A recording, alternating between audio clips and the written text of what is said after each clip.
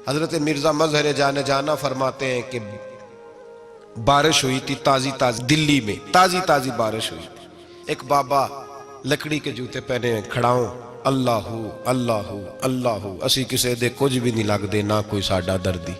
बाबा मस्त होके जा रहा, अल्लाहू अल्लाहू करता जा रहा। एक तवाइफ अपने कोठे से उतर के तो सीढ़ियों पे बैठी थी, साथ उसका यार भी बैठा था। बाबा अपनी मस्ती में जा रहा, तो बाबा जी के पैरों से कुछ मिट्टी उड़ी तो उस औरत के कपड़ों पे पड़ गई। परवाह ही नहीं, बुजुर्ग गुजर रहे।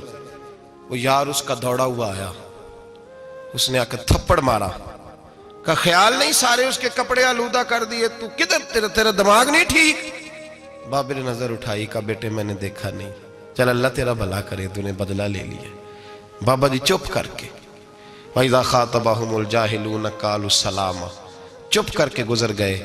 ठंड का मौसम था, बारिश ताज़ा हुई थी, हलवाई दूध काढ़ रहा था, उसने बिठाया बाबा जी को फट्टे पे, प्याला पकड़ा, दौड़ के आगे बढ़ा, बुजुर्ग आ गए, आइए बैठिए। दूध का गरम गरम प्याला शक्कर डाल के दिया, बाबा जी ने दूध पिया, फिर नजर झुकी, फिर रंग बदला, कहने लगे मालिक तू कितना बेनियाज है, कहीं थप्पड़ मरवाता है, कहीं दूध पिलाता है, तेरी बेनियाजी है ना, उधर थप्पड़ मरवाया, यहाँ दूध पिलाया, तू ही जानता है तेरे ढंग क्या है। अभी बाबा वहीं बैठा था, दौड़े आए पीछे से लोग, शोर हुआ, बाबे को दबोच के वहां ले गए जहां उस नौजवान ने थप्पड़ मारा था। कहा तू अल्लाह का बंदा है, अल्लाह के बंदे बद्दुआ तो नहीं देते, हुआ क्या? कहा तूने बद्दुआ दी है? कहा नहीं दी, बात बताओ।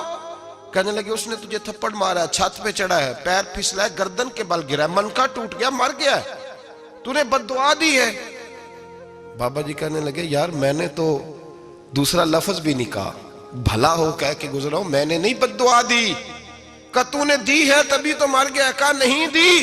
कहा बाबा तू बुजुर्ग आदमी है, सच बोल। तो बाबा जी कहने लगे सच सुनो। फिर मैं आ रहा था, मेरे पैरों से मिट्टी उड़ी, इसके यार के कपड़ों पे पड़ी, इसे बुरा लगा, इसने मुझे मारा।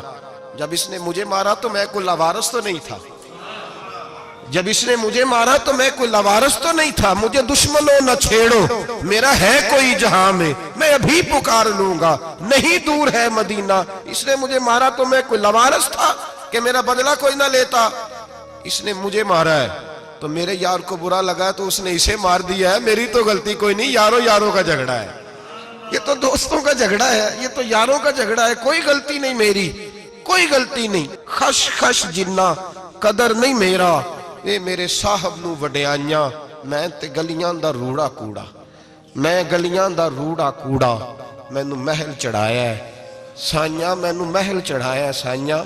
फरमाया इसने मुझे लवारस समझा था कि थप्पड़ मार के गुजर जाए, मेरा को पूछेगा ही नहीं। मेरे रसूल पाक अलैहिस्सलाम के बारे में रब फरमाता है अभी मैं तो तेरे होते हुए काफिर को सजा नहीं देता कि तू मौजूद है।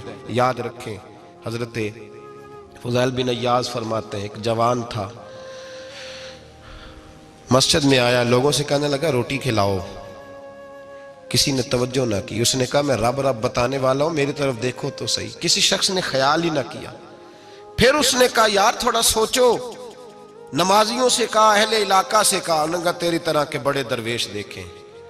मस्जिद के मेहराब में वो रब करीम का बंदा इंतकाल कर गया। जब फौत हो गया ना, लोगों का मिजाज है, बीमार को दवाई नहीं देते, जनाजे पे वक्त पे पहुंच जाते। जब कोई गिर रहा होता है तो सहारा कोई नहीं देता, जब कोई गिर जाता है, टांग टूट जाती है तो तीमारदारी को जमाना पहुंच जाता है। और बुजुर्ग वो नौजवान अल्लाह का नेक बंदा मस्जिद के मेहराब में फौत हो गया। हजरत फुज़ैल इब्न अय्याज़ कहते हैं इमाम साहब ने ऐलान किया चंदा दो, कोई लावारस फौत हो गया, कफन देना। चंदा इकट्ठा हुआ, कफन खरीदा, जनाजा पड़ा, इशा के बाद दफन करके आए। फजर की नमाज के लिए जब इमाम और मुअज्जिन मस्जिद में आए तो चीखे मारने लगे, तड़पने लगे, दूर दूर तक आवाजें फैल गई, दुनिया दौड़ी आई। क्या हुआ? कहने लगे वो जो तुमने कफन पहनाया था वो यहां पड़ा हुआ है, और देखो कफन पे तहरीर लिखी है। तहरीर क्या है? अर्श के मालिक ने फरमाया मेरे दोस्त ने रोटी मांगी, तुमने दी नहीं, उसने तुम्हें मेरे करीब करने के लिए अपनी तरफ तवज्जो कराई, तुमने की नहीं, और मेरा यार तुम्हारे कफन का मोहताज था, संभाल के रखो अपना कफन, मैंने उसे जन्नत का लिबास अता फरमा दिया, संभाल के रखो। ये कोई लावारसों का टोला है? याद रखें, जो वारिस वाले हैं, वारिस वाले उनका रंग और है, जो मानने वाले हैं उनका मिजाज और है। अपनी जिंदगी लवारसों की तरह नहीं गुजारें, थोड़ा सा इधर गया था तो फिर थोड़ा सा इधर गया था तो थोड़ा सा, ये क्या बात हुई, ये क्या बात हुई।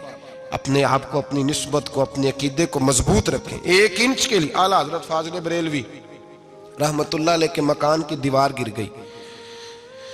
एक कोना मकान का, आप जानते हैं पुरानी दीवारें छोटी होती थी और बारिशों में अक्सर घरों की दीवारें गिरी हुई होती थी। एक साइड की दीवार गिर गई तो उस कोने में हिंदुओं का घर था। अब मिस्त्री साहब रात को आए, उनसे बात हुई तो कहने लगे सवेरे काम शुरू करूंगा। कहा 1-2 साहब ने कि हिंदुओं का घर साथ है और वो दुश्मन भी बड़े ज्यादा हैं, तो रात को ही हो जाए। कहने लगा जी नहीं, मेरी मजबूरी है, मजदूर कहाँ से लाऊंगा, बड़े मामलात हैं, सवेरे शुरू होगी। अब रात को मौलाना जफरुद्दीन बिहारी अलैहि रहमा कहते हैं बच्चे मदरसे के, बाकी सारे लोग, सबको जमा किया गया, चूंकि उस तरफ से थोड़ा खतरा था हिंदुओं की जानिब से। कहा जनाब ये बड़े दुश्मन है इस्लाम के, तो इस तरह करो कि 2-3 बच्चों की ड्यूटी लगाएं या कुछ लोगों की यहाँ रात को पहरा दिया जाए। ठंड भी बड़ी ज्यादा थी, खड़ा होना भी मुश्किल था। आला हजरत रहमतुल्लाह अलैह इशा की नमाज के बाद जल्दी उजरा खास में तशरीफ ले जाते थे। उस रात जब देखा ना बाहर शोर हो रहा है तो उसी तरह सर पे एक रुमाल लपेटा तो बाहर आ गए। कहने लगे क्या शोर है? कहा हुजूर सर्दी जरा ज्यादा है तो यहाँ किसी की ड्यूटी लगानी है पहरे की। 2 मिनट खामोश रहे, फिर फरमाने लगे कोई जरूरत नहीं, जाओ सो जाओ सारे जाके, कोई जरूरत नहीं, जाओ अपने अपने घरों को, कोई आदत नहीं, पहुंच जाओ। कहा हुजूर मेहरबानी करे, वो तय होने लगा था। फरमाया मेरी वजह से क्यों कोई सारी रात बेदार रहे, जाओ तुम्हें कहा ना आराम करो। लोग सो गए। सुबह फजर की नमाज पढ़ के आला हजरत रहमतुल्लाह ताला अलैह जब सीढ़ियां उतर रहे थे रजा मस्जिद की, तो वो जिस हिंदू की जानिब से ज्यादा खतरा था वो सीढ़ियों पे बैठा था, मस्जिद की सीढ़ियों पे। सब लोगों की तवज्जो हो गई। कहने लगा मौलाना मैं कलमा पढ़ने आया हूं, मुझे कलमा पढ़ा के मुसलमान कर दो, मैं कलमा पढ़ने आया हूं, मुसलमान करें। लोगों की तवज्जो, आला फरमाने लगे नहीं अभी तो इंतजार कर, थोड़ी देर के, अच्छी तरह सोच ले, जज्बाती फैसला ना कर, ये तू आ रहा है। ये कह के जब 2 सीढ़ियां नीचे उतरे उसके पास से तो उसने पैर थाम लिए। कहने लगा अब ऐसे तो ना करो, रोने लगा। आला हजरत रहमतुल्लाह ने कलमा पढ़ाया, कुछ बातों की नसीहत फरमाई, तशरीफ ले गए। घेरने वाले घेर के बैठ गए। कहने लगे हमें भी बता बदला कैसे है। कहने लगा दीवार गिर गई, आधी रात के वक्त, आधी रात तक इंतजार करता रहा, पहरेदार कोई नहीं, तो 2 तलवारें लेकर जब मैं इनके मकान की जानिब बढ़ा, मैंने कहा आज गर्दन काटूंगा और काट करके निकलूंगा। कहता है जब मैं करीब आया तो 2 शेर खड़े थे, ऊपर से पलट के आया तो फिर खड़े थे, इधर से पलट के आया तो फिर खड़े थे। फरमाते हैं मैं 2 घंटे के बाद आया तो फिर पलट के खड़े थे, मैं फिर 1 घंटे के बाद आया, शहरी का वक्त हो गया तो फिर पलट के खड़े थे। अब मैं डर के भागा। कहते फाजिल बरेलवी ने अपनी खिड़की से मुंह बाहर निकाला। कहने लगे और कितना तजर्बा करेगा, मुझे तू लावारिस समझता है, लावारिस हूं मैं, और कितना तजर्बा करेगा, बस कर मान जा। मैंने कहा हुजूर ये कौन है, मुझे बताइए तो सही ये कौन है। तो कहने लगे मैंने सारी जिंदगी रसूलुल्लाह की अजमत का दिफा किया है, सारी जिंदगी गौसे आजम के नारे लगाए हैं। अभी तो ये मदद सिर्फ गौस पाक जैलानी की भेजी हुई है, अभी तो गौसे आजम की भेजी हुई मदद है। मौला अली अभी पीछे हैं, 2 जहां के महबूब अभी इससे पीछे हैं, वो तो अभी पीछे हैं, पीछे खड़े हैं कि जरूरत पड़ी तो हम भी तैयार बैठे हैं। ओ भाई आज रिवाज हो गया, रिवाज। मैंने 2-4 दिन पहले भी कहा था, लोग कहते नहीं कोई नहीं जरूरत, सामने सारा कुछ नजर आ रहा है। ओ खुदा के बंदो याद रखो, निस्बत है बड़ी चीज, जाने तगो दो में। अगर किसी को निस्बत मुयस्सर आ गई ना, निस्बत, खाली दामन ही मिल गया, तेरे हाथ में कुछ है तो होनी चाहिए ना, खाली दामन ही तुझे किसी का मुयस्सर आ गया तो तू बच गया। अपनी निस्बतों की हिफाजत करें, इनको मजबूत करें, इन पर मेहनत करें, इन पर तवज्जो रखें। ये निस्बत जो होती है ना, निस्बत, ये देखे ना एक गत्ता है, आम किताब को लगा हुआ है तो जहां मर्जी रख दो, उसकी कोई कदर नहीं। लेकिन जो गत्ता कुरान मजीद को लग गया है उसको बगैर वजू छूना जायज है। एक पट्टे पे ईंट बनी है, जो बाथरूम में लग गई वहां बगैर जूते के जाया नहीं जा सकता, और जो मस्जिद में लग गई वहां जूते पहन के जाया नहीं जा सकता। ये निस्बत है बड़ी चीज। अगर मुयस्सर आए नसीब हो, अपनी निस्बत को मजबूत करके रखा करें, इसकी जौलानी का मुजाहरा किया करें। इस निस्बत में रोज तवानाई आनी चाहिए। मैं आपको बड़ी जिम्मेदारी के साथ एक बात बताता हूं तजर्बे की। हमें जितना किसी ने आके कहा है ना निस्बत के खिलाफ, हमारी निस्बत उससे ज्यादा मजबूत हुई है। हमें जितना किसी ने आके कहा है ना जी आपको क्या मिला, आपको क्या मिला, तो हमने उतना कहा यार जैसे जैसे तो कहता जाता है हमारी तो निस्बत में इजाफा होता जाता है, हमारा तो मिजाज बदलता जाता है। रोज एक नया पर्दा खुलता है, रोज एक नया रंग वाजे होता है, रोज एक नई तवानाई। अभी थोड़े दिन की बात है, एक मौलाना शरफुद्दीन साहब है, मुफ्ती साहब, मेरे हजरत साहब के मुरीद हुए। मुफ्ती थे, आलिम आदमी थे, सरकार ताजु शरिया, हमारे शेख से बैत की। अब हमारे हजरत साहब का इस वक्त हाल वही है, वराई तन्ना सयदखुलून फी दीनिल्लाहि अफवाजा। अब फौजों की फौजें लोग आते हैं। हमने देखा है सिर्फ खाली मुरीद होने वाले बाहर सैकड़ों की तादाद में हजारों लोग बैठे हैं कि सिर्फ बैत इतना कह दे हमने कबूल किया। इस आलम में और जहाँ हजरत साहब का ऐलान हो जाए कि तशरीफ ला रहे हैं, वहाँ लाखों का मजमा जमा हो जाता है और एक झलक देखने को लोग तरसते रहते हैं। ये कैफियत हमने देखी। वो दौर गुजर गया, कभी ऐसा भी होता था एक मैं होता था, एक तू होता था और तीसरी तन्हाई होती थी। वो दौर बीत जाता है, वो लम्हे किसी किसी को नसीब आते हैं। हजरत का वो मौलाना शरफुद्दीन साहब कहते हैं मुरीद हुआ, तो मुरीद हुआ मजमे में रस्सी हजरत फेंकते हैं या चादर फेंकते हैं, तो पकड़ के मुरीद हुआ, तो साथ साथ और चादरें बांधी थी, लोगों ने पकड़ी हुई थी। एक मौलाना, मैं जब बैत होके आया उनको बताया तो मुझे कहने लगे यार तो ऐसी जगह मुरीद हो गया जो तेरी बात भी ना सुन सके, जिनको तो दुखड़ा भी ना सुना सके, जो मसरूफ ही बड़े रहते हैं, कहाँ मुरीद हो गया। तो ऐसे पीर का बैत होता जहां तू जाता वो तेरे पास आते, गुफ्तगू होती, बातचीत होती। कहते जब उन्होंने मुझे बहुत ज्यादा कायल किया ना, बहुत ज्यादा, तो मैंने इरादा कर लिया, मैंने कहा बात ठीक है, बैत कहीं और होना चाहिए था।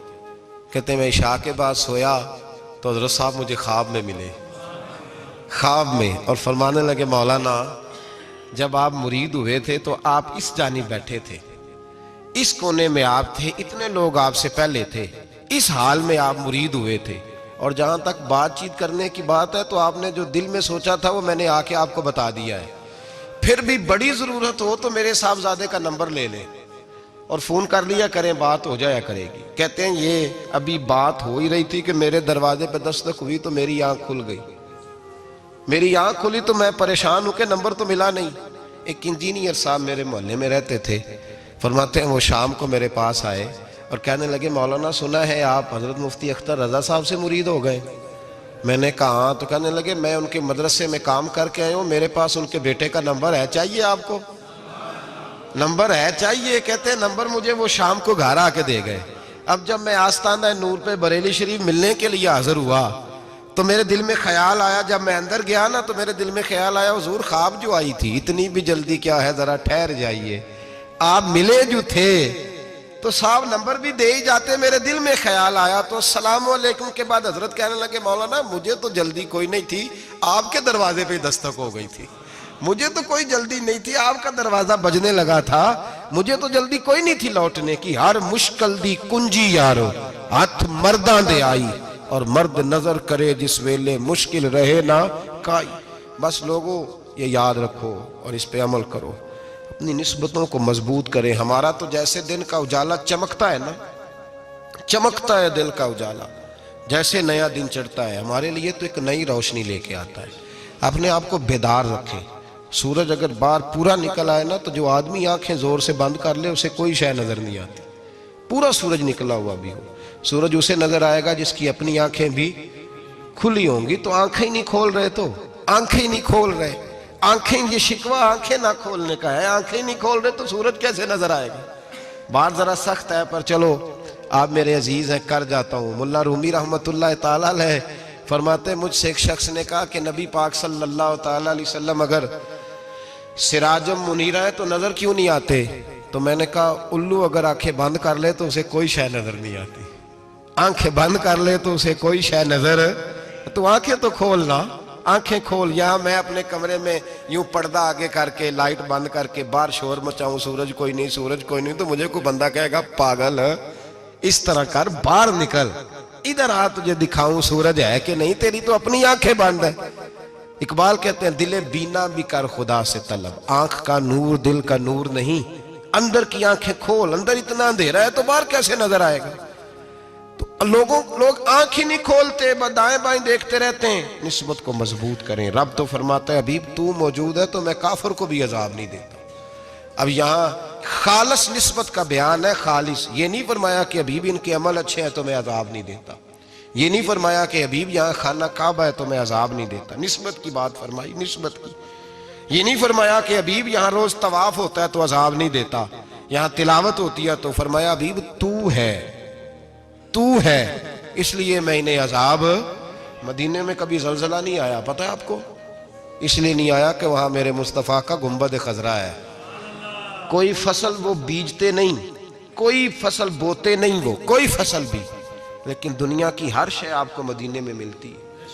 जो सबसे अच्छा फल खाना चाहे उसे मदीने में जाके मिलता है, इसलिए कि वहां गुंबद खजरा की हरियाली मौजूद है। दुनिया की हर नेमत मिलती है इसलिए कि गुंबद खजरा जो मौजूद है। तो भाई ये निस्बतों की बात है, निस्बतों की। पुरानी उम्मतों में जब कोई गुनाह करता था तो दरवाजे पे लिखा होता था सवेरे, मेरे हबीब ने दुआ फरमाई मौला ये मेरे हैं इन्हें रुसवा न करना, ऐ अल्लाह मेरे हैं इन्हें रुसवा न करना। तो मेरे भाई सुन लो और याद रख लो, लाखों पाप भी लोग करके आए, सवेरे मुंह धो के निकल आए तो अर्श का मालिक रुसवा नहीं करता, बल्कि कहता है तू मेरे दामन में छुप जा, अंदर जाके जहां गुनाह किया है वहां जाके दिल से सच्ची तौबा कर ले, मैं कयामत में भी किसी को नहीं बताऊंगा कि तूने गुनाह किया। तो बरकत किसकी है? रसूल पाक की। ये बरकत किसकी है? हबीब दो आलम की सल्लल्लाहु। गुलामी का रिश्ता मजबूत करें, गुलामी का। वारस वाले बने, लवारस ना बने। लवारसों जैसी जिंदगी ना गुजारे, जहां मर्जी चले गए, जहां मर्जी छुट्टियां कार है, जितने मर्जी टाइम बिताए, जो मर्जी तबीयत में आया करते फिरे, पता ही कोई नहीं, हाल ही कोई नहीं, ये कोई कैफियत नहीं है कोई भी। मुझे एक साहब कहने लगे कि एक पीर भाई पूछ रहा था हजरत साहब का हाल क्या है। मैंने आज के बाद उसने तुझसे पूछा तो बिल्कुल ना बताना।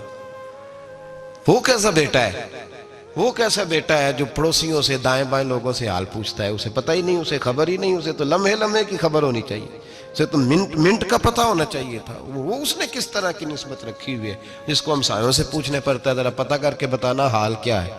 तू किधर था भाई, इतनी देर हो गई, तूने हाल भी किसी और से पता कराना है। मैंने कहा उसको कहना आज के बाद हाल पूछना हुआ तो खत लिखे, मैं भी जवाब लिख दूंगा, बात खत्म हो गई। जब दूर दूर जो रहना है तो ठीक है, फिर इस तरह ना तो खुदा है ना मेरा इश्क फरिश्तों जैसा, दोनों इंसान है तो फिर क्यों इतने हिजाबों में मिले।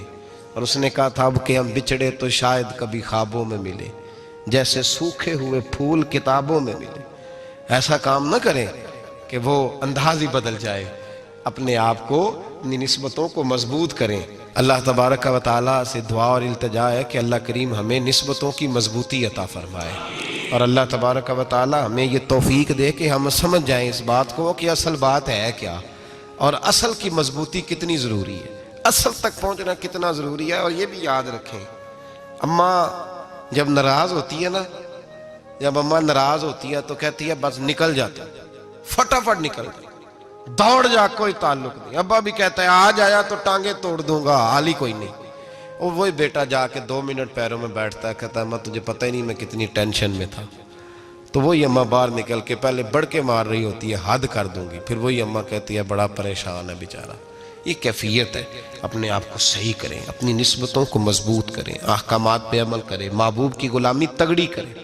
ये जो सुस्तियाँ हैं, कोताहियाँ, इनको दूर करें।